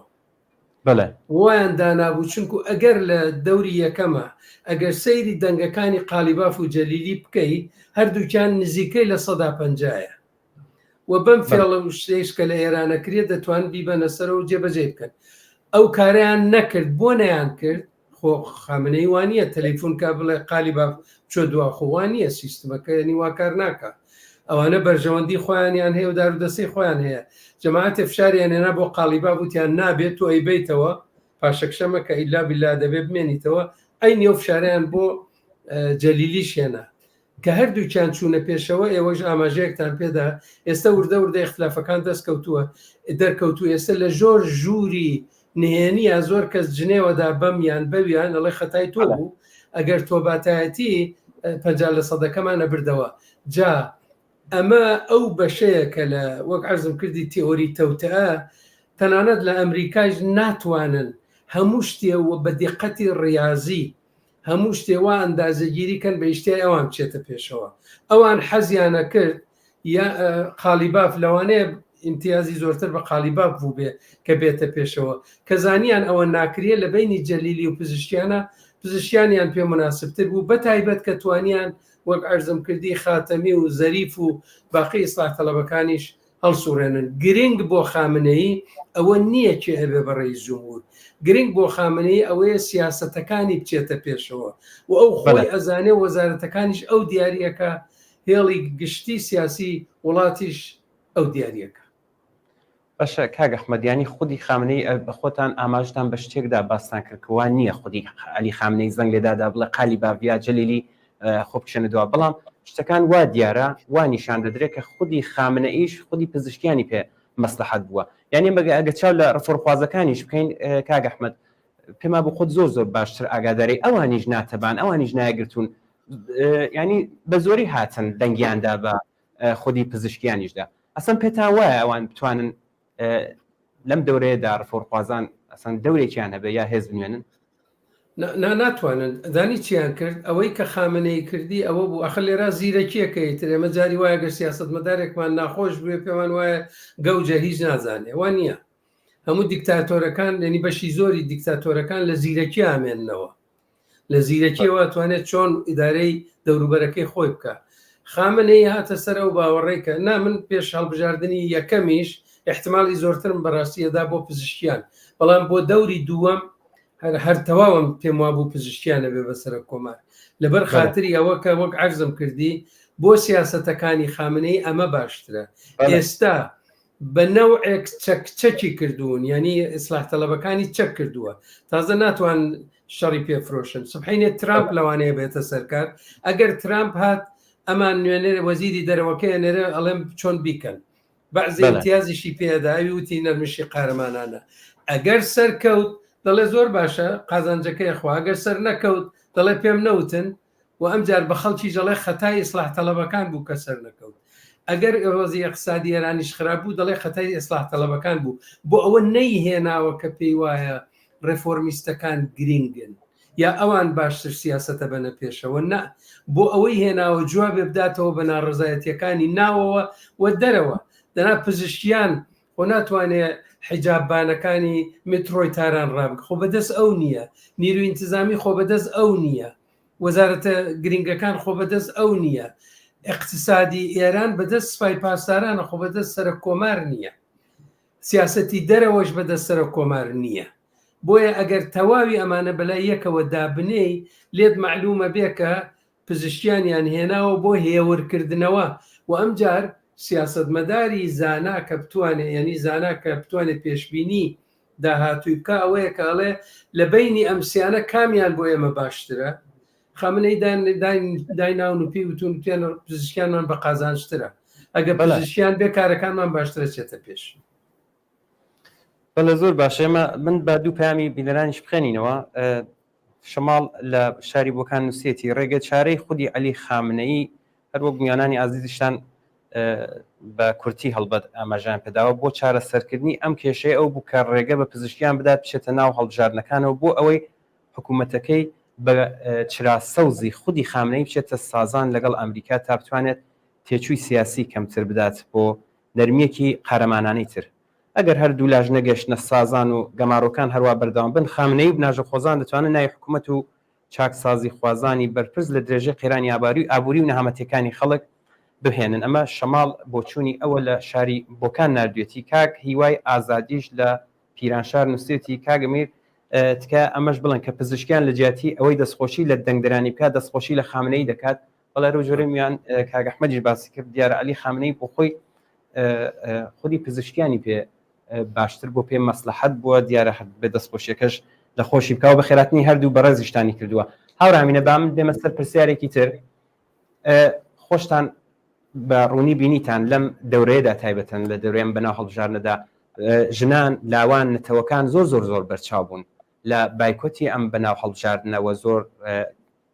کاریگەریان بوو و زۆر بوێرانە بایکۆتیان کرد من پێم باشە بزانم ئایا ئەسەن ئایا دەتوانن خودی حکوومەت پێش بە شۆڕشێکی تری مەسەڵەن بڵێن وەکو شۆڕشی ژینا بگرێت بە لە بەرچاوگرتنی ئەمانی کە من باسم کرد ڕێسلااو بۆ ئەو بەڕێزانەش کە پەیامەکانیان نردووە بەڵە کاک شماڵ لە بۆکان و کاکیوە لە پیرانشار زۆر سپاسی هەردووکیانەکەم من یەکشت لە جوابەکەش بۆ نادیە خانم کە لە بیرم چوویە نازانم شاید باسیشم کردی بێ ئەو بڵێم بەر لەوەی کە بچینە سەر ئەو پرسیارە بۆ ئەوەیە کە لە وڵاتانی دموکراتیک مێدیا دەمو دەستگای مێدیا دروست دەکردرێ بۆ ئەوەی دەوڵەت کۆنتترۆلکە لە ئێران بە عکسەوەیە لە دیکتاتۆری بە عکسەوەیە دەوڵەت کۆنتترۆلی مێدیاکانەکە تۆ بزانە چەندە فەرقی هەیە ئەوە مەسەلەکە لێرەکانە داوێ پارلەمان کۆنتترۆلی دەوڵەت دەکا لە ئێران دەوڵەتە کۆنتڕۆڵی خودی پارلەمانەکەیەکە یعنی هەموو شتێکی بە عکسەوە یەجا بۆیە لە ئێراندا زۆر زۆر زۆر سەختە ئاڵ و گۆڕ بۆ کەسێکی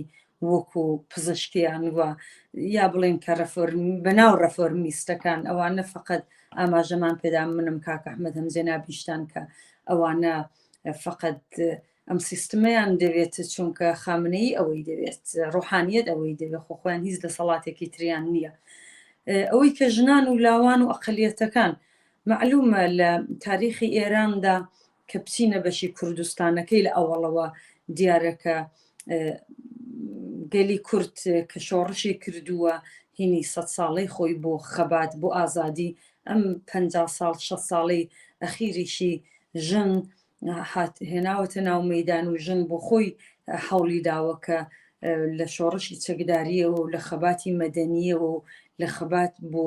ژینگە ئەوانەی کە واقعاً زۆر زۆر حوڵە دەن چ لە بەشی ئێرانەکەی چ لە بەشی کوردستانەکەی لەم بوارانەدا دیارە ژنە و لاوانە یەستەکانە تۆڕی سۆسیال مێدیاکان کە لە کەڵک وەرگرتن لە ئەزمونونەکانی خەڵک لاوان لە وڵاتەکانی تر ئەوانش لاوانی ئێرانی ئینسپەرەی کردووە ئەوانەی شارش کردوێتەوە ئەوانش خۆیان ئاگاهن لاوی ئێران زۆر زۆر زۆر زۆر ئاگاترن لەو کاتانی کە ئێمە مناڵ و لاو بووین لە کوردستانە هیچ نەبوو نە کتێب بوو بیخوێنیەوە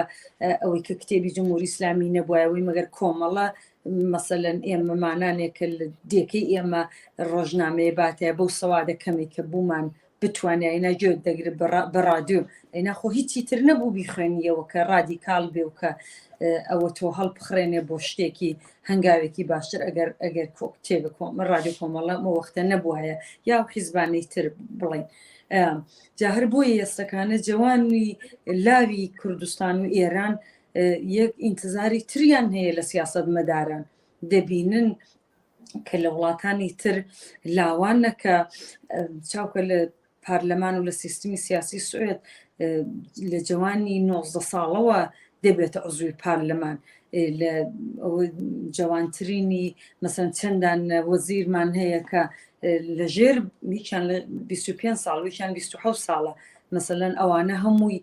بەیانگەری ئەوەیە کە لاوان خۆیان دەبێ ئەم دنیاە بکەن بەدەست خۆیانەوە بگرن چونکەوان ئایندەن لە ئێرانیش لە کوردستانیش ئەقلیەتەکانیش بۆەوەی کە ئەزانین لەبەر خاتری ئەوەیە کە ئێران دژی ئەقلیەتە دژی کوردە دژی بەلوچەکانە دژی عەرەبەکانە ئەو لەو شۆڕشەی ژنجیان ئازادیدا معلوم بوو کە یەستەکانش پێشوش کە ئەوانەی زۆرتر ئیعدام و دەکوژرێن زۆربەی ئەو ئەقلیەتانن ئەوەی کە حکمی ئیعدامی دەدرێت ئەکسەریەتی کووردا یا بەلوچ بووە حتا لە شۆڕشی ژنجیان ئازادیشدا شۆڕشی ژینە لەوێشدا معلوم بوو کە ئەکسەری وانەی ئیعدام دەکردران یا هەر لە بۆکان مەسەلەن یەهوو 15 تا 17 نەفەر لە کامیاران چونان لە سنە لە سەقز هەر ئەسڵن خەڵکیان ئیعدامە کرد لەوە ئەوە لە تاران بۆ شێوە نیانەوێرا بیکەن بۆیە ئەوان ڕێی نادەن بۆ حکوومەتە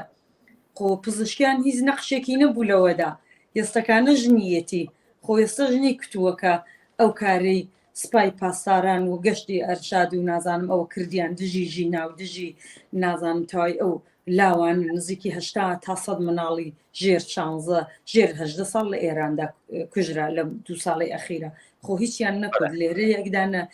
پشیلت بکوژی جرمی هەیە لە ئێران ئینسان کوشتن ئەو ڕژیمە دەستی خوێناویە بە خوێنی لاوان و بە خوێنی ژنان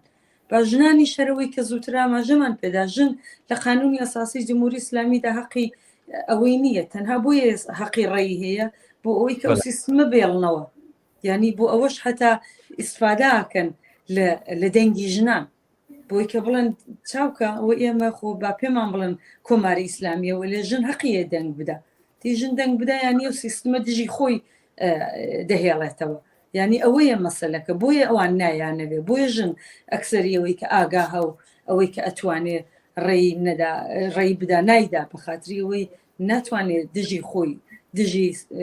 مافی خۆی دژی مافی ئینسانی خۆی دژی پوششی خۆی تاوی ئەوانە ڕێی بدە. بەڵێ زۆر باشە. من یەک خواهشم لە هەردوو بەڕێستان هەیە، چون هەم بینەرانی ئازیز پرسیاریان نردووان، خۆشم چەند پرسیارێکم ماوە. هەڵبەت من بە هاوڕێیان و تافرمانم وتووە ئەگەر کرێ وەختی زافە ما بە پێیان داوین، چون پرسیارەکان هەم با بە هەموو پرسیارەکان بگەین. کاک ئەحمەد، یەک پرسیار لە شاری سنەوە، کاگومی لە شاری سنەوە گەڕای سڵاو و ڕێز و ماندوونەبوونی لە هەر بەڕێستان و هاوڕێیانی تەلەڤیزیۆنی کۆمەڵە. وچێتی هاتنە سەرکاری پزیشکیان بە مانای ویستی خامنەی بە گۆڕینی سیاست و کردداری کۆماری ئیسلامیە لە دەرەوەی وڵات. یعنی خامنەی دەرکی بە بارودۆخی ئێستاکە کردووە و ناچارە بە گۆڕینی سیاسەتی دەرەوە بە لەبەر چاوگرتنی ئەو شکستانی کە هێناوێتی. خۆشتان لە قسەکانتاندا ئاماژتان بە کورتی ئاماژتان پێدا کاک ئەحمەد، ینی بە مانای کردنەوەی پەیوەندیەکان لەگەڵ وڵاتانی ترە، بەڵام سیاسەتی ناوخۆ هەر لە جێی خۆی دەمێنێت و تەنیا شێوەی بەرەڕووبوونەوە لەگەڵ ناڕەزایەتیەکان و سەرکوتیان دەگۆڕدرێت، سەرکوت بە شێوەیەکی تر. پێتان وایە بارودۆخی ئێران بەپێی ئەم خوێندنەوەیە بەرەوکوێ دەچێت؟ باداخردا ئەوەش زیاد بکەم کە پزیشکیان تەنیا وەک دەموچاوێک بۆ بەڕێوەبردننی ئەم گۆڕانکاریەیە لەلایەن خامنەیەوە تەنیا جێبەجێکارە، نەک سیاست داڕێژ. ئەرکی کۆمەڵانی خەڵک چالاکانی هەموو توێژەکان و بەگشتی بزوتنەوەی ژینا دەبێت چی بێت؟ دیارە خۆ بە کورتی ئاماژتان بم پرسیارانە کرد، بەڵام ئەگەر بکرێت کەمێک ڕوون بکرێتەوە بۆ پرسیارێک کامیل لە شاری بەخشن. کاک ئەحمەد وڵا زۆر سپاس بۆ هەموو بەڕێزانەی کە پرسیاریان کردەوە، منیش سڵاو ڕێزم هەیە بۆیان. من پێم وایە ئێران ینی خامنەی گەیوەتە و قەناعەتەی کە ئەبێ ئاڵوگۆڕە لە سیاسەتەکانە پێش بێنێ.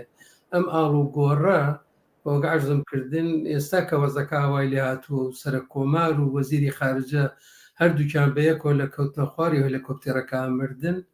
ناچارن لە ڕێگایەکی ترەوە سیاسەتێکی تر دابڕێژن کە هەم بە نەوعێ درێژەدان بێ بە سیاسەتەکەی پێشوویان، هەم ئەو ئاڵوگۆڕانیش کە پێیان خۆشە ئەنجامی بدەن. تەنها یەکشت بڵێم لە مقایسە لە وەکو مقایسەیەک دەرە بە کورتی ئەو بەڕێزەی کە پرسیاری کردبوو کاگومێت بازێ لە جوابەکانی ناو پرسیارەکەی شابووهی خۆی وەک مقایسەیەک من بە دووری نازانم بەڕاستی لە هێندە لە وەزارەتخانەکانی لە سەفارەتخانەکانی ئێران لە دەرەوە یان تەنانەت سەفارەتخانەکانی دەرەوە لە تاران پەیوەندیان لەگەڵ ئێران ئەگرت بێ بتوێتیان بابە ئەگەر جەلیلی بێ بە سەرۆک کۆمار تووشی کێشە بین، چونکو کەسانی زۆر لەوانەیە کە لە گفتوگۆکانی ئەتۆمی ئێرانە کە لەگەڵ جەلیلی ئەو وەختانە کە جەلیلی بەرپرس بۆ قسەیان لەگەڵا کرد تووشی کێشە بوون، دەیان گودا هەدێت بە دوور و درێژی لەسەر شتی مەزهبی ئاینی شیعە قسەمان بۆکات، زوانیش نازانێ متەرجمی هەیە، هەر قسێکەیکا دوو هێندە وەختیش دەگرێت، بۆیە پێویستیان بە کەسێ بوو کەڕواڵەتێکی تری بوێت، نازانم پشتیوانانی وەک عەرزم کردی وەکو جەوادی زەریفەوانەی بوێ، بۆیە بەڵێ ڕێگایەکیان هەڵبژاردووە، بەڵام لە چەند شتێک دەسەڵ ناگرێ، خامنەی دەسەڵ ناگرێ لەوەی کە پشتیوانی لە حوسیەکانی یەمەن و لە شیعەکانی عێراق و حەشی شعبی ئەوانە لە لوبنان و لە سووریە بکە، ئەمانە دەستی لەوە لە هەڵناگرێ، دەست لەوە هەڵناگرێ خۆی بە قوتبی گەورەی ئیسلامی شیعە لە دنیا بزانێ، دەست لەوانە هەڵناگرێ، بەڵام بە شێوەندەی زیرەکەن کە مانعەکانیش لە دنیا و لە ڕۆژهەڵاتی ناوەڕاستە بناسن بە پێی ئەوە هەڵوێستۆنێت. زۆر باشە. پامێکی تری بینەرێکمان دەخێنەوە دوات تێمە لای هاوڕێ ئامینە. بینەرێکمان لە شاری مەهابەتەوە نووسێتی هۆکاری گرنگی ئەم هەڵبژاردنە ئەگەری پرۆسەی گۆڕینی خامنەی لە چەند ساڵی داهاتوودا سەرۆکێکی غەیرە ئاینی و ئەندامی مەجلیسی خۆبرگان بە ئەگەرێکی زۆرەوە کە بتوانێت کەمتر کاریگەری لەسەر ئەم پرۆسەیە دروست بکات، بەڵام لە هەمان کاتدا شەرعیەتی زیاتریشی پێدەبەخشێت. بە هەموو ئەمانەوە وتراوە وەک کە ئەزمموی زیاتر لە چواردەی کۆماری ئیسلامی ئێران نیشانی داوە سیاسەتە سەرەکیەکانی وڵات لەلایەن هەڵگرانی ڕاستەقینەی دەسەڵاتی سیاسی دیاری دەکرێن کە ئامێری ئەمنی و نظامی فراوانیان لەبەر دەستە. کۆماری ئیسلامی بە ئامادەبوونی پزیشکیان لە پاستۆر ڕواڵەتێکی قبول کراوتر لە پەیوەندیە نێودەوڵەتیەکان و کۆبوونەوە نێودەوڵەتیەکان دەخاتە ڕوو و سۆزێکی سیاسی و دیپلۆماسی ئێغرارکردنتر بە سەرکوتی ناوخۆیی دەبەخشێت. ئەم بینەرەشمان لە شاری مەهاباد وەک کاگومی لە شاری سنا دیارە نزیکن بۆ چوونەکانیان. هاوڕێ ئامینە، دیارە ئەوەی کە پزیشکیان دیاری کراوە زیاتر هەروەکو بینەرانیش لەسەرەوە تیشکیان خستۆتە سەر خودی خامنەی مەسلحەتی زانی و پزیشکیان دیاری بکات زیاتر بۆ سیاسەتی دەرەوەی وڵات. دیارە خۆ انتخاباتی خودی ئەمریکاش بەڕێوەیە و حاتمی خودی ترامپی شۆخی نییە. ئایا کۆماری ئیسلامی بە تەمای چییە؟ بە تەمای سازشە لەگەڵ ئەمریکا یا وڵاتانی ئەوروپایی؟ دیارە سپاس بۆ ئەو بەڕێزانە بۆ تێبینیەکانیان و پەیامەکانیان. من پێم وابێ زووتری سەر ئاماژەمان بەوەدا کە معلومە خامنەی دەیەوێ ئەو سیستمی ئێران بۆ خۆی وەکو عەبەرقودرەتی ڕۆژهەڵاتی ناوین ئیسلامی سیاسی بمێنێتەوە دەستی ببێ لە لوبنان و لە سوزانم لە یەمەن و لە سووریە و لە عێراق و ئەوە لە فەلەستین و لە هەمووی ئەوانەدا بۆ دوای ئەوەش یارمەتیدەری پوتینە بۆ شەڕ دژی ئوکراین. معلومە بە هەمووی ئەوانەوە دەیەوێت لەو کەنار ئەوەشدا سیاستێک ڕوو بە ئەمریکا و بە ئەوروپا بەڕێوە بچێ. هەر من زووتر لە ئەوەڵین قسەکاندا ئاماژەمدا بەوەکە سەرۆک کۆماری یان ببورن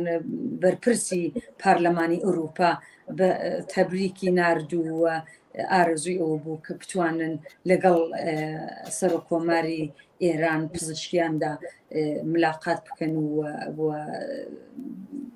ئەوە بۆ خۆی سرا قرمزێکە، ئەوە بۆ خۆی ئەوەیە کە دڵی خامنەی خۆشەکە کارێکی باشم کرد کە ئەمم هێنا بەرەوە، کارێکی باش بوو بۆ ئێران بۆ اقتصادی ئێران. سبحەینێ دەتوانن هەروەکو خامنەی لە بیرمان نەچووە خۆ ساڵی 2019 ئەو هەموو لاوە کوژرا و ئیعدام کرا و گوم بوون و نازانم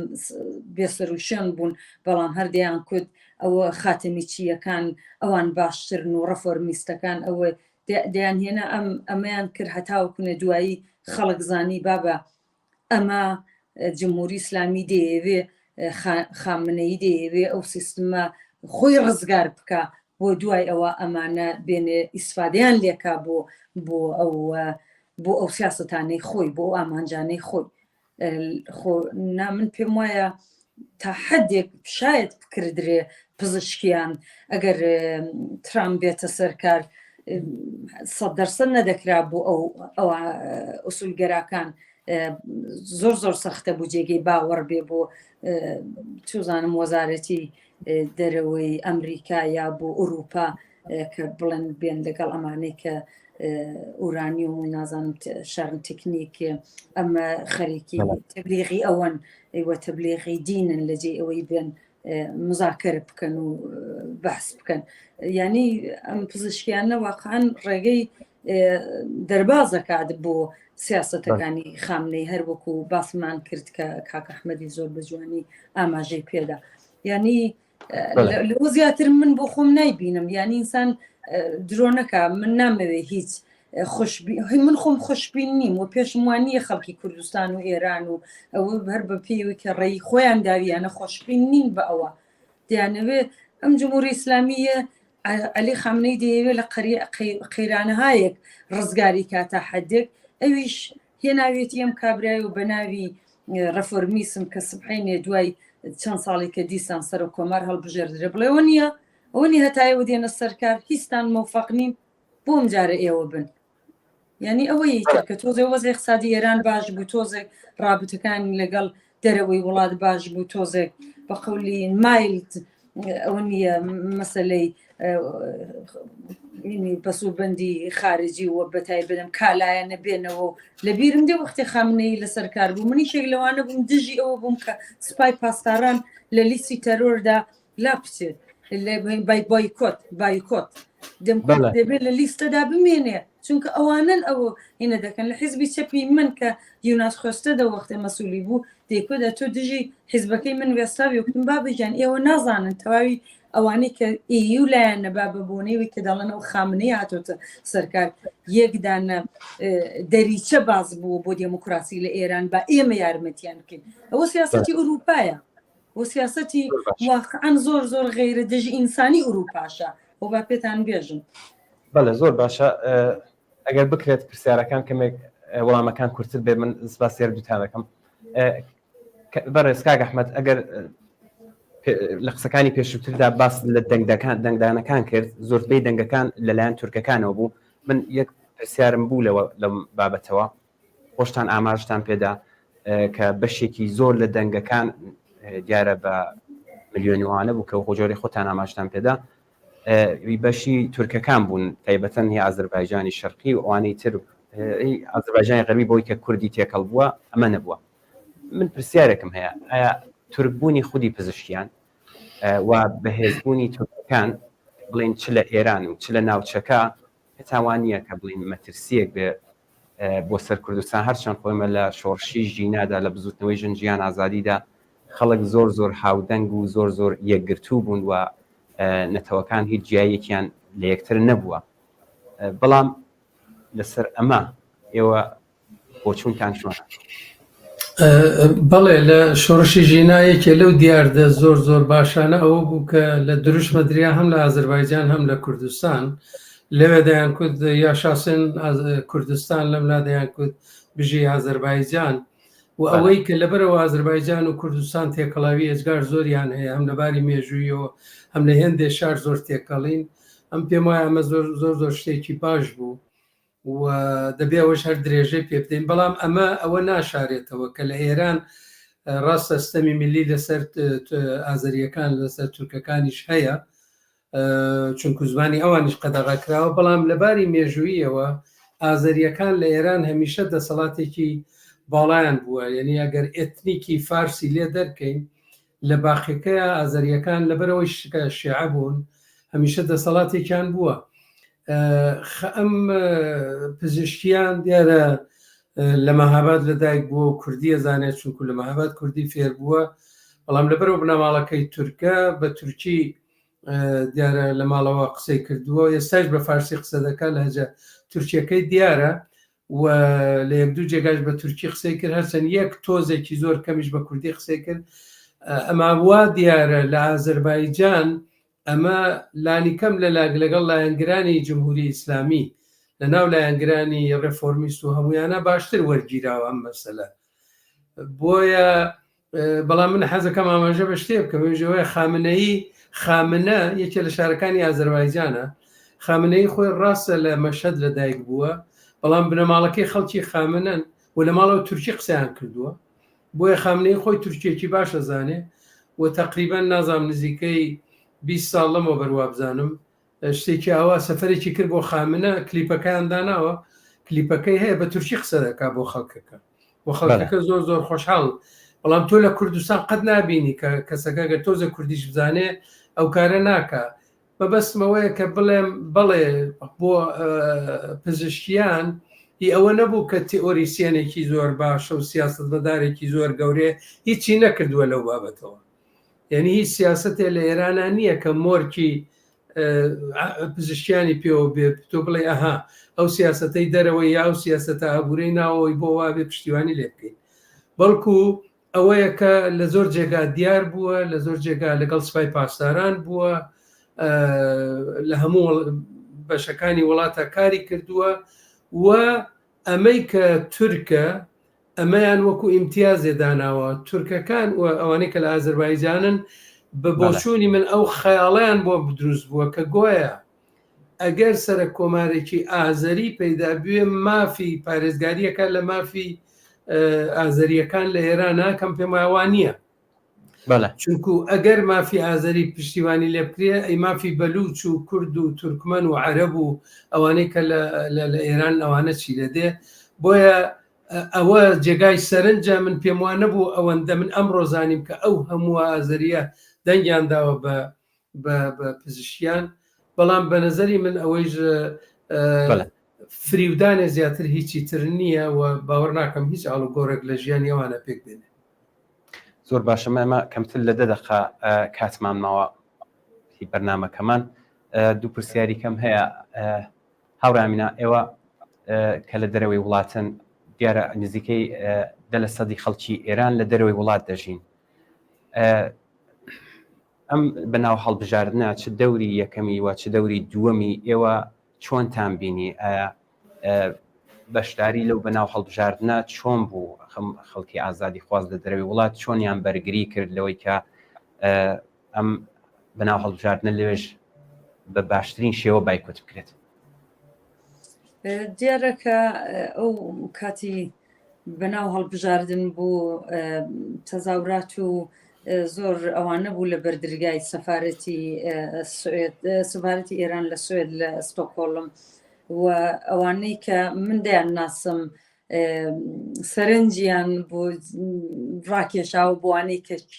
کێ دێن کە ڕێیەدەن کەسانێکی زۆر زۆر کەم هاتوون ڕێیانداوە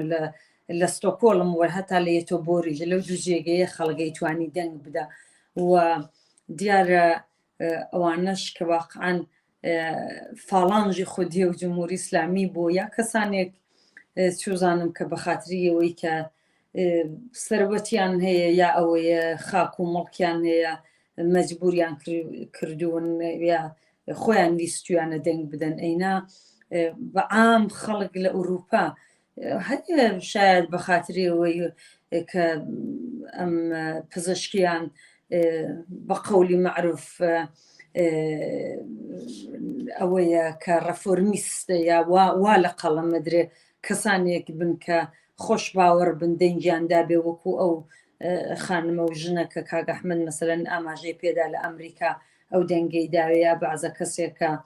چوزانم سەروەتمەندووانە سەروەتیان بێ لە ئێران مەجبورن دەڕۆنەوە یا دێنەوە کال ئەوانەی کە بازرگانن من پێم وانی خەڵکی عادی ئەسڵەن ڕێیدا بێ بۆ شێوەیە خۆ لە میهران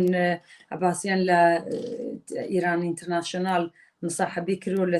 لەگەڵ چەندانە کەس کە دێن دووسێ نەفەرێکن فقط شعارە دەن و کە چەندە ئەوان سەیدیان خۆشەوە چەندە ینی کەسانی ئاوا دێ ڕێیەدا خۆ معلومە لە وڵاتانی وەکو ئەم سوێد و ئوروپا زۆرتر ئاعتراز و ناڕەزایەتی هەیە وە خۆنیشاندان بووە دژێەوە انتخاباتە هەتاوەکوونەوەی کە بڵێنەوە خەڵک وەخان دەچێت بۆ پای سندوقی جمهوری ئیسلامی ڕێی بدا. زۆر باشە ئێمە پرسیارێکمان لە شاری سەقزەوە هەڵبەت پرسیاریش نییە بۆ چوونی خۆی نردووە نووسەتی بە هەموو ئەمانەی کە میوانانی بەڕێستان باسییان کرد لە گرنگی و پەیوەندی ناکارامەیی ئۆپۆزیسیۆنی کۆماری ئیسلامی کەم ناکاتەوە بێتوانایی ئەم ئۆپۆزیسیۆنە لە پێکهێنانی بەرێکی سیاسی لە دەوری کەمترین بەرنامەی دیموکراسی یەکێک لە هۆکارەکانی دەنگدانی لانیکەم بیستیان لە 30% ئەو خەڵکە بۆ کە بەشداریان لە ئەم هەڵبژاردنەی کۆماری ئیسلامیدا کردووە بەشێکی گرنگی هۆکاری ئەم بێتواناییە هەڵسوکەوتی سیاسی قڕفکاری و دژە دیموکراسی گروپە پڕهەراوهوریا بچووکە ڕاستڕەوەکانی نێوفاشیستەکانی دەرەوەی ئێرانە بەڵام ئەمە لە بەرپرسیارەتی ئۆپۆزیسیۆنی چەپ و دیموکراسیەکان لە بێتوانایی پێکهێنانی هاوپەیمانێکی فراوان وەک ئەوەی لە فەڕەنسا وەک ئەو جۆرەی کە کاک ئەحمەد ئیشارەی پێکرد دەگزرێت کەم ناکاتەوە بۆ چوونی میوانانی بەڕێستان لەسەر ئەمەی کەم ئەم نامەی کە من نردوومە چییە کاک ئەحمەد فەرموو.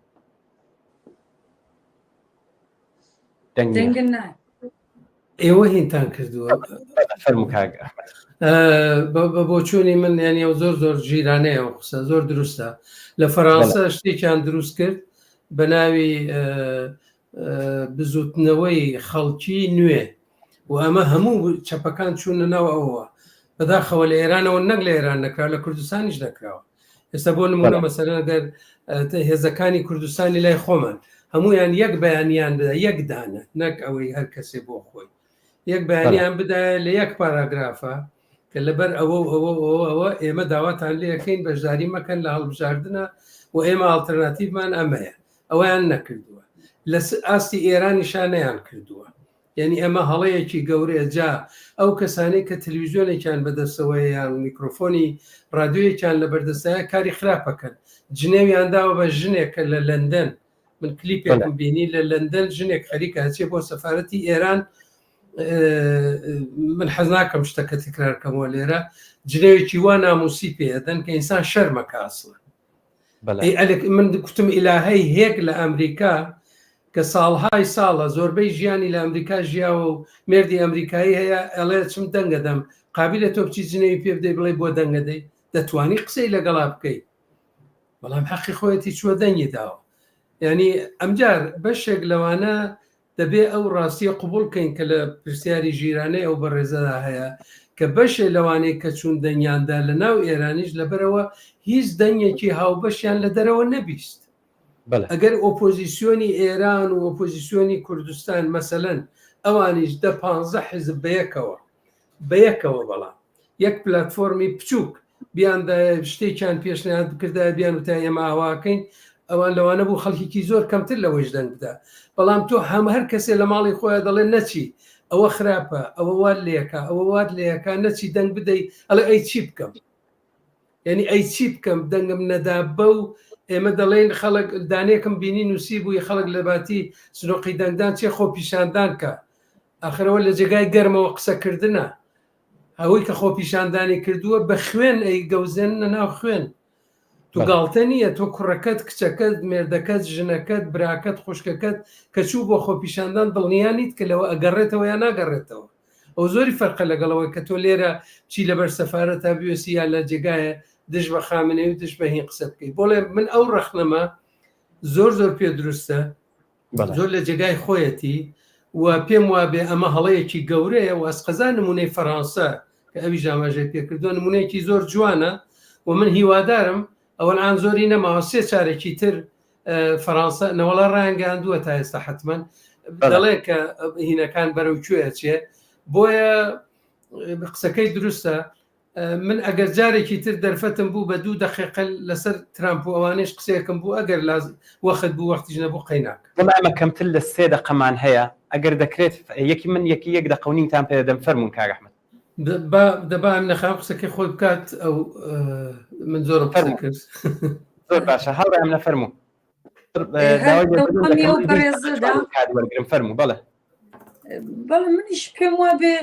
واقعیەتە هەڵبەتە یەک شتەیە تێبینیە کە قسەکەی کاک ئەحمەد زۆر دروستە بەڵام مشکلەوەیە لە ئێران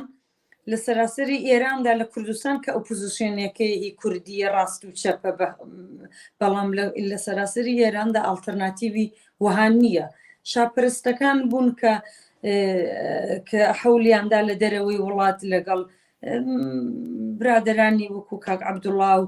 چوزانم کەسانی کە تاک بوون کە ئەو کارەیان کرد وە لێ دوایی ئەوەش نامۆفەق بوون و بۆیە بەڕاستی ئەو ئالتەرناتیڤە لە سەراسەری ئێراندا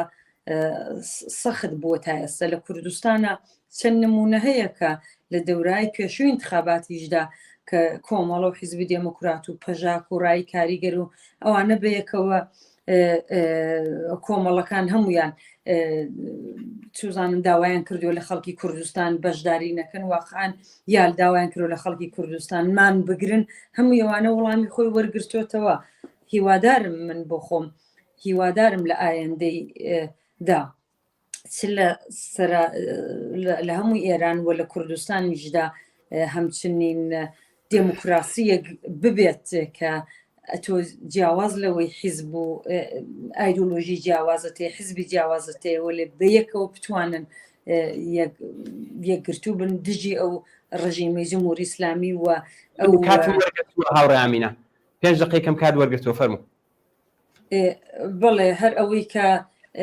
ئاماژەم پێدا کە بتوانن زووتر توانیویانەوە ئەو ئەزمون هەیە لە کوردستان مەسەلەن من زیاتر دەتوانمەوە بڵام لە کوردستان ئەو کارە کردراوە دەیان جاری ژنێک یەکجار و دووجارە و حیزبانە بەیەکەوە پەیامیان داوە و ڕایان گەیاندووە کە خەڵکی کوردستان بەشداری ئینتخابات نەکایە خەڵکی کوردستان مان بگرێت لە زۆر کات و ساتی جیاوازدار لە ساڵانی پێشوودا مانگای پێشوو و هیوادارم ئەوە بتوانێ زۆرتر ئیدامی ببێ و هەر نەک وەختی ئینتخابات بێ بەڵکەوە بۆ ئالتەرناتیڤیش چونکە واقعان ئالتەرناتیڤ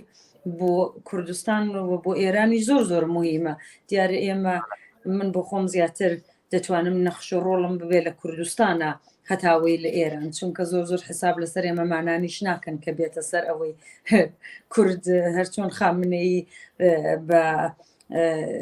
ئیسفادە دەکات لە ئەم ناو ئیسلاح تەڵەبەکان بۆ ئامانجی خۆی زۆر سیاسەت مەداری بکو شاپەرستوشەیە کورد ئەوە لێ دەکەن بە ئامانجی خۆیان نەک بە خاتری ئەوەی واقعان حەقی کورد بپارێزن حەقی ژن بپارێزن مافی چارەنووسی ئەقلیەتەکان بپارێزن ئەوە لە ئەوڕۆ دەبێت قەسەمت پێ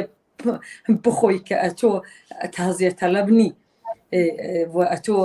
وڵات پارێزیە یا کشوەر پارێزی ئەوە دموکراسی نییە لە ئەوروپا بێ لە ئەمریکا بێ لە ئێران بێ لە کوردستان بێەوە دموکراسی نییە ئەو خەریکن تا سەپاندنە چە هەر بۆیە قسەوە بەڕێزە زۆر زۆر جوانە بەڵامەوە لە کاتێک دەکرێت کە ئوپۆزیسیۆن خۆی ڕێزی ببێ بۆ پرەنسیپهای دموکراتیک کە ئەتۆ ئیجبار نەکەن لە ئایدۆلۆژی خۆت بێ چوارچێوەیە کە ئەوان پێیان خۆش بێ بەڵام دەکرێت ئینسان لە چوارچێوەیەکدا ئیسلاکە من چەندین جار لە دەوری پارلەمان بووم کە سوسیال دموکراتی ڕێی هێناوەتەوە مەسەلەن حیزبی چەپ و حیزبی ژینگەی یا حیزبە ڕاستەکانیشی هەتا ئەوانەی کە میانە ڕەون لە دەوری پێشودا لە 2 ساڵدا بەیەکەوە دەوڵەتیان کرد کە بۆی ڕاستەکان نێنە سەرکە ئەو نیە کەمێک باشتر لەوەی کە بە سوێدیڵن پێست و کۆلەرا ینی نە ئەوەیان باشە و نە ئەوە بەڵام مەجبوری شتێکی بە بڕای من ئەو لە کاتێکدا دەکرێت کە لە ئێرانێکی ئازاد و بەرحاڵ لەوێت و ئالتەرناتیڤش بتوانێت خۆی کاندیدکا و ئینتخابات بێت و ئاینی ئازاد بێ لە دەرەوەی وڵات فەقەدەوەی کە دڵخۆشی بدەن بە خەڵکەوەش زۆر مهمە کە واقعیش بێ و دڵخۆشیە نەک فەقەت لەسەر زۆر سپاس بەخشە هاوڕێ من چون کاتەکەمان کەمە دەبێت کاتێکیش بدەم بە بەڕێز کاک ئەحمەد دیارە دەتوانەوێت لەسەر ئەم دوای ئاماژمان پێدان پرسیارێکم لە هاوڕێمی نەکرد بۆ ئەم هەڵبژاردنەی ئەمریکاشکە لە بەردەما و دەنگۆی ئەوە شەیە کە ترامپ ئەم هەڵبژاردنە بباتەوە ئەگەر قسەتان هەیە لەسەر ئەمە کۆماری ئیسلامی بەوە هەست کردووە